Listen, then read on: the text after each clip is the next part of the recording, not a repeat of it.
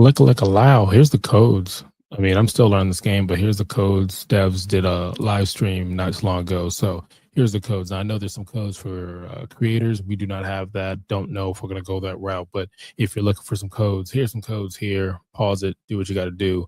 Welcome to the Critics Collective. Hit the subscribe button, like, follow, and comment for more. I'm gonna give you my review in 7 days, or at least 7 days of playing this game. And currently, I'm also playing Roblox at the same time. Some game where I'm supposed to be on a treadmill and run really fast. My kids got me playing this. But anyways, here's the codes. Now, I'm going to tell you my lows, things about this game in 7 or 10 days that I didn't really care too much for. And I'm going to tell you the things that I think this game gets right. And we'll go from there. And I do want to revisit this when I hit the 30-day mark, give or take, so you can kind of see my progression and whatnot. Now, when I go through this, you'll see that I'm clearly not 7 days in this game. I'm going off the notes I have. I've been playing this game. I think I want to say I've logged in for about 21, 22 days. And I think I'm making really good progress as far as what I've seen from maybe some other players, free to play, or anybody who's like returning kind of thing. And so it's not my first rodeo. Like I said before, I played Netmarble's Marvel Future Fight, Clash of Clans, a few other games where it's kind of gotcha style. But let's start right here with the first thing.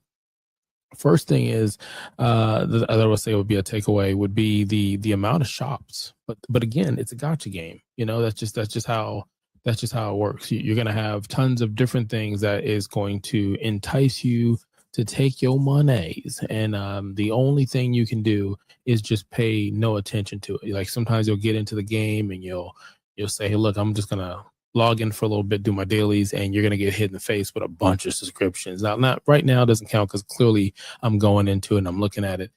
We're in the US. As of right now, I haven't bought anything. But if I did, honestly, to be a minnow or a dolphin, there's some things that have grabbed my attention. I'm not gonna lie. But let me know in the comments. Are you spending money on this? Have you spent something? The thing that really grabbed my eye, especially if you're like a new player, returning player, or you're trying to get over the hump, it seems like to me would be the subscription for the XP boost, not necessarily the gold, but the XP boost. But you do have some exchange shops in here where if you just play the game as intended, you're going to be able to change, and grab some items before you get into the game. But there is some stuff where if you didn't pay to get it, then you're not switching any of this. The other thing I would say is the guild. No shade to the guild that I'm in. I'm still learning this game. There's people in here who are out there killing it, doing what they got to do in the guild. But you do have a guild room you can add where you can see, guild members or whatnot. There's some cool mini games the game has. You do have the ability to exchange certain tokens that you do for playing co-op and doing certain missions. You got boss battles or whatnot.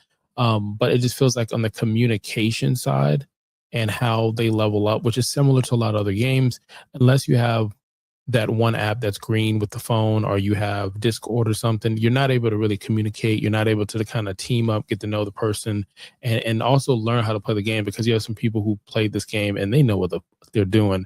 And that would be helpful as a new or a returning player. The other thing I would say is there's a lot of shit to do in this game. There's a lot to do in this game. Like you'll get notifications. You'll get something that's telling you, hey, listen, you got gold that's adding up. What should you do with it? Stuff like that.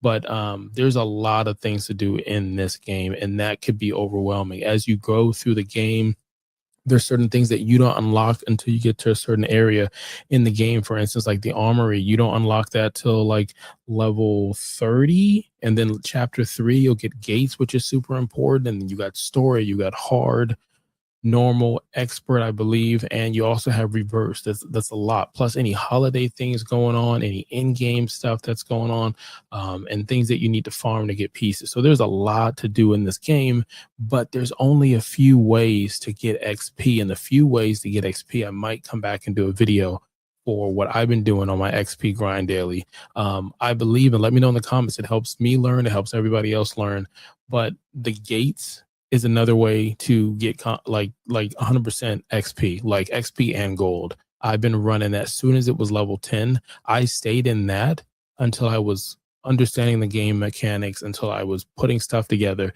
before I even touched story. Okay. And it was so helpful because I was ahead, and I think I'm kind of ahead of the content that I'm able to play now. So you have gate that's going to get you XP, and then you also have XP that's going to come from the story, whether it's the normal, hard, and expert. If expert is a thing, I might be just making that up, but you don't get it for reverse. Reverse, you're going to get the shadow. Think upside down shadow army.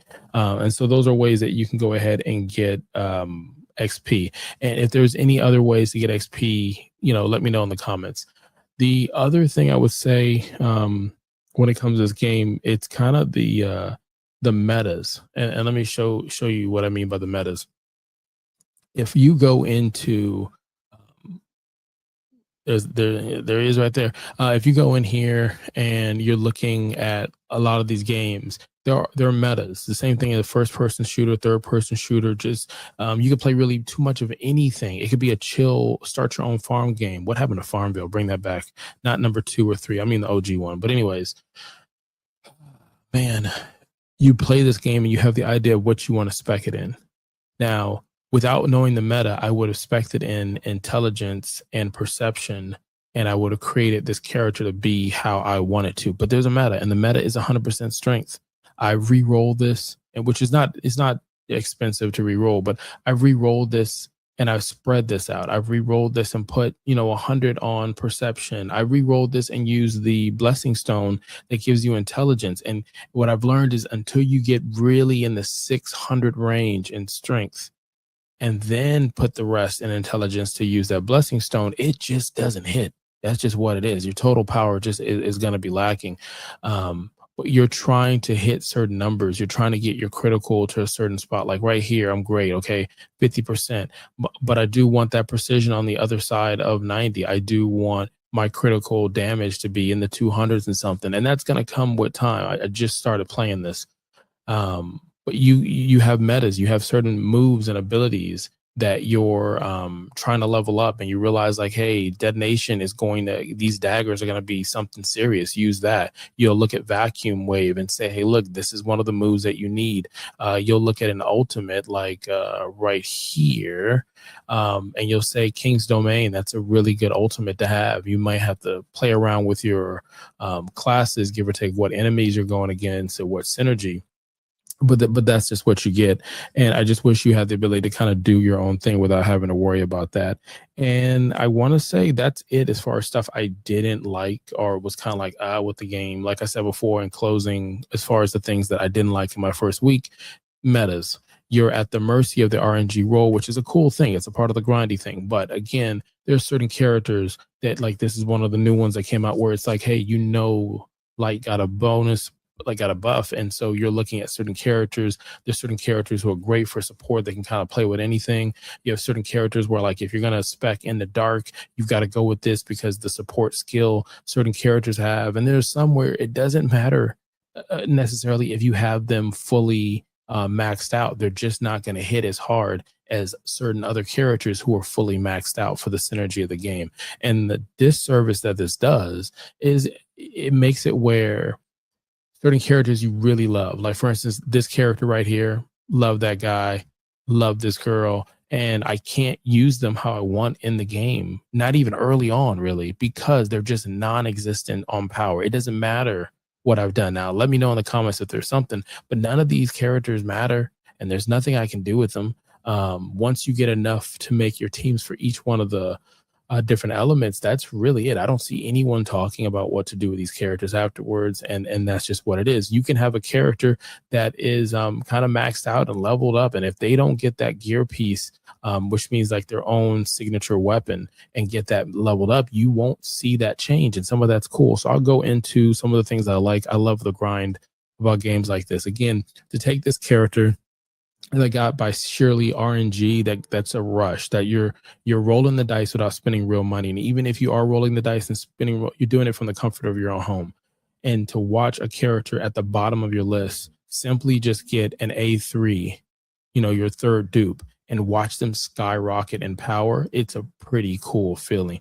watching you manage and figure out how you're going to give people their upgrades. So for instance, with me, my system is like, if I leveled you up green, that means I might have your weapon, I've got everything together, but I don't think you're going to be a starter. I'm sorry, you're on the bench.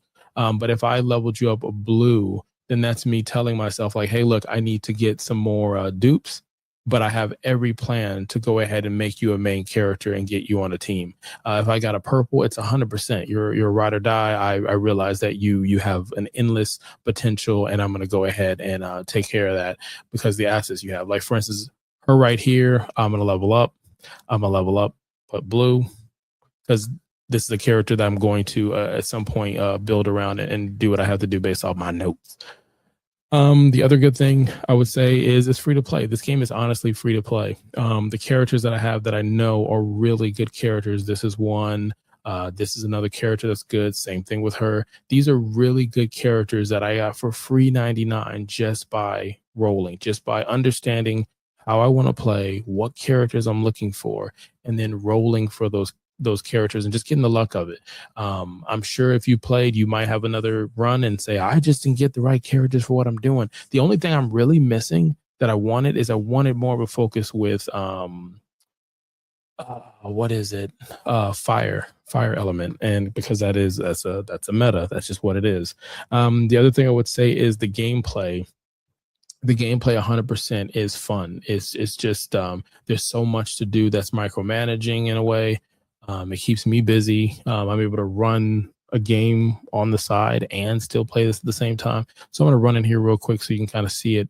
But like I said, I haven't had any issues with the game. You can see my total team score. You can see right here what the game is recommending. The weapons that I have. Like I just got lucky. I could have moved around. I could have put Bestie as number 1, but it's not really necessarily a boss fight. So using Igris is probably the best move in that situation. But this game has skill set. You can play auto. You can play semi-auto. You can play manual, meaning that you move around, press the buttons, time it, understand your characters and the synergy. But there's a ceiling to it on auto. You can't just, like right now it's on auto, but you can't just let it run on auto on some of this content. You need to be able to know what move needs to happen, what tag-ins from other support people need to happen. Because you may be like, man, I'm just not getting over the hurdle. Well, you're on auto probably. You probably need to go in there and do something. There's many times where it's on auto, I've lost, and I say, you know what, I'm going to go ahead and set this up. I know when I want to hit my ultimate. I know I want to switch my character at this time, and it has worked for me. But I think the gameplay is really cool. I think it looks really good. That's another good thing I'd say. And again, it's a free-to-play game. You can play it on PC and mobile. I'm not sponsored at all. But in closing, I like using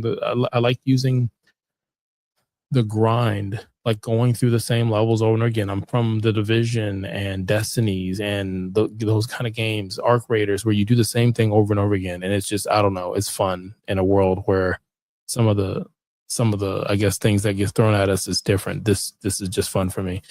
Yeah, that's it. So if I was saying, hey, if you're going to play this, I would recommend playing this game.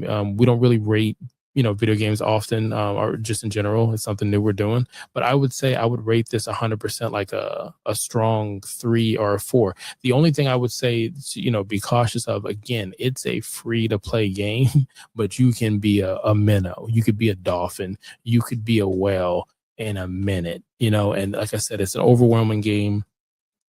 If you don't know what you're doing, you will spend resources the wrong way, and it's going to be frustrating. You're going to get stuck at certain levels. I've only, by the grace of it, I've only gotten stuck. I normally don't do, I don't have anymore, but in another video, I'll tell you how I think the best thing to do is every day, you want to buy 12. You want to buy 12 of these every day, plus the 10 you get. But anyways, that's another video for another time. I've only gotten stuck playing this game on 2 levels. It was like 72 or 74. And then like 80. And the only reason why is I got impatient and I wanted to go back to the story. And I realized just do what I've been doing, which is I started at gates at level 10 and I do gates all day and level up. It just is what it is. And it works for me. Might not work for you, but it works for me. But yeah, until next time, you could have been anywhere in the world and you chose to be here. And I appreciate that.